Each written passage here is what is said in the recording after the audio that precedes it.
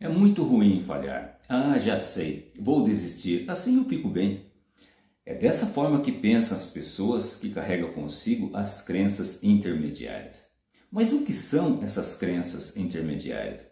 É sobre esse assunto que você está querendo saber? Então, vem comigo, que eu te explico.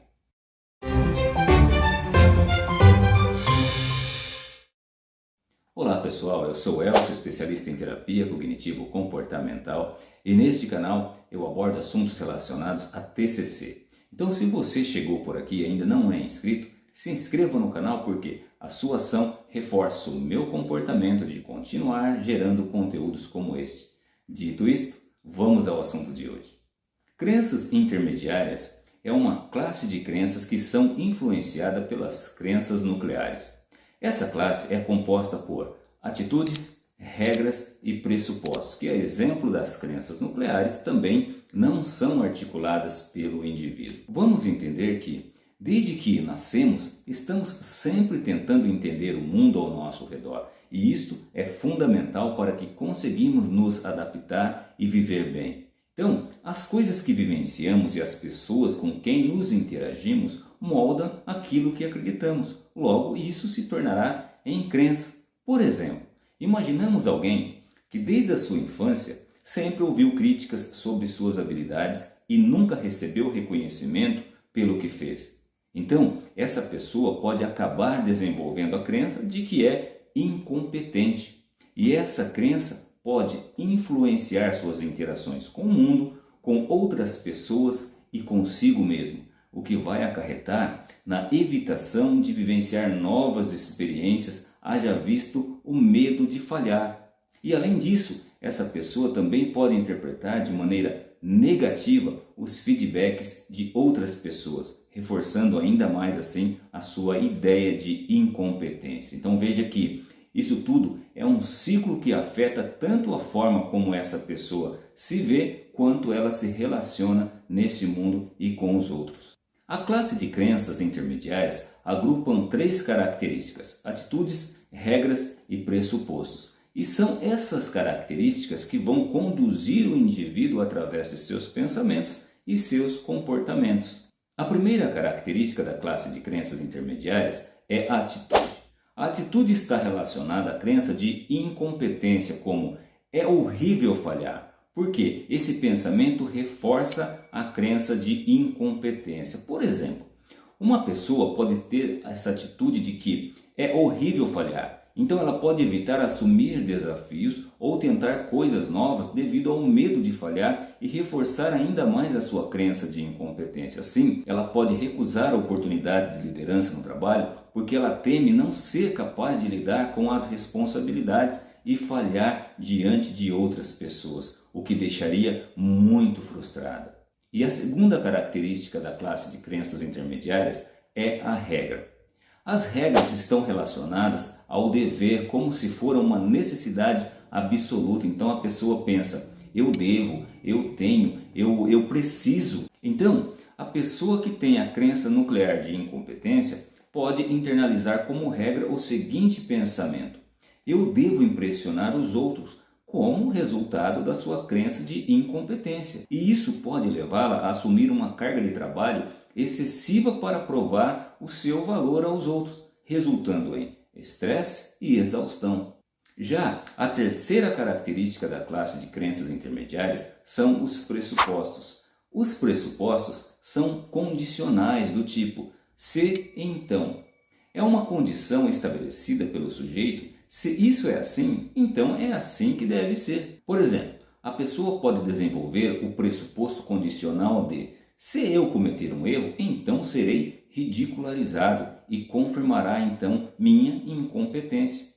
Veja que isso pode levar a pessoa à aversão extrema ao risco de qualquer situação onde haja possibilidade de falhar, mesmo que isso signifique perder a oportunidade de crescimento e desenvolvimento pessoal. Está fazendo sentido para você? Está conseguindo assimilar o conteúdo? Escreva aqui nos comentários, eu quero saber a sua opinião. Então, veja que, através das lentes das crenças intermediárias, a visão de uma determinada situação pode ser distorcida, o que influenciará de maneira significativa o modo de pensar, sentir e se comportar do sujeito, como representado no modelo a seguir.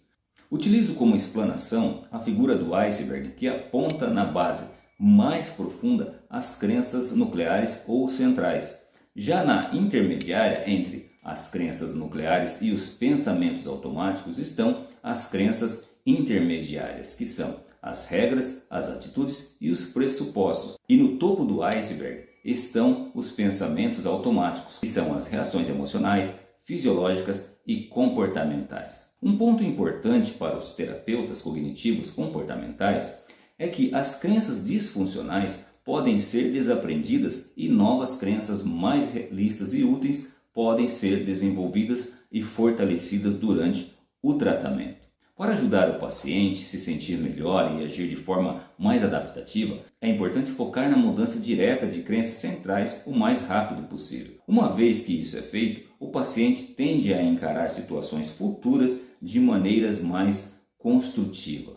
É possível fazer ajustes no início do tratamento com pacientes que têm, por exemplo, depressão não complicada e que mantinham crenças razoáveis e adaptativas sobre si mesmo antes do início desse transtorno. No entanto, quando as crenças do paciente estão profundamente enraizadas, questionar muito cedo a validade dessas crenças podem ser prejudicial. Isso vai prejudicar a relação entre paciente e terapeuta. Isso ocorre pelo fato de serem muito mais difíceis de serem modificadas.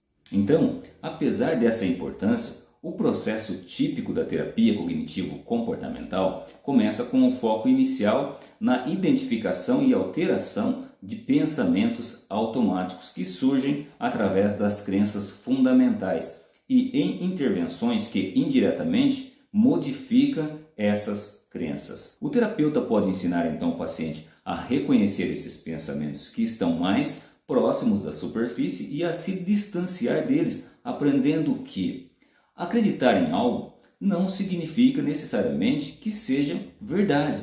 Então, mudar seus pensamentos para que sejam mais úteis e realistas vai ajudar o paciente a se sentir melhor e a avançar em direção aos seus objetivos. Inicialmente, é mais fácil para o paciente reconhecer distorções em pensamentos específicos do que em sua compreensão mais ampla de si mesmo, do mundo e dos outros. No entanto, através de experiências repetidas de alívio a trabalhar com pensamentos superficiais, o paciente se torna mais receptivo às avaliações das crenças subjacentes ao seu pensamento disfuncional. Então veja que as crenças mais relevantes de nível intermediário e as crenças fundamentais são avaliadas de várias maneiras e subsequentemente modificadas para influenciar as percepções e conclusões do paciente sobre um determinado evento. Bom pessoal, falei sobre a classe de crenças intermediárias. Eu espero de fato ter contribuído para o seu aprendizado. Um grande abraço e até o próximo vídeo.